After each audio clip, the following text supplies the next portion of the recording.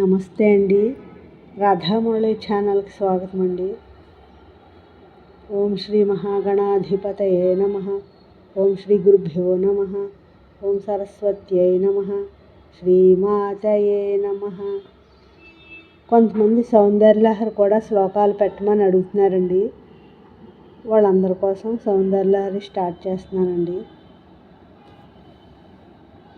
శృతి స్మృతి పురాణానాం ఆలయం కరుణాలయం నమామి భగవత్పాదం శంకరం లోకశంకరం. నారాయణ సమారంభాం వ్యాస శంకర మధ్యమాం అస్మదాచార్య పర్యంతాం వందే గురు పరంపరాం. మొదటి శ్లోకం అండి.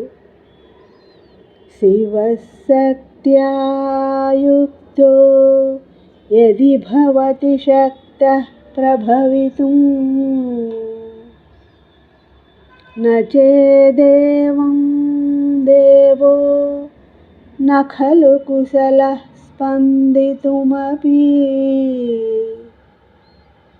అతస్త్వాం ఆరాధ్యాం హరిహర విరించాదిభిరపి ప్రణంతుం స్తోతుం వా కథమకృత పుణ్యః ప్రభవతి. ఈ శ్లోకం యొక్క భావం అండి.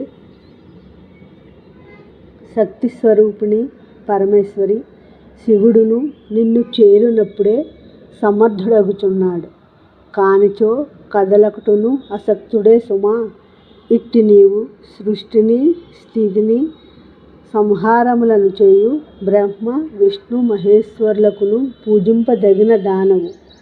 పుణ్యము చేసుకున్న వానికి మాత్రమే నిన్ను స్తుతింపవలను, నీకు నమస్కరింపవలనను కోరిక కలుగును.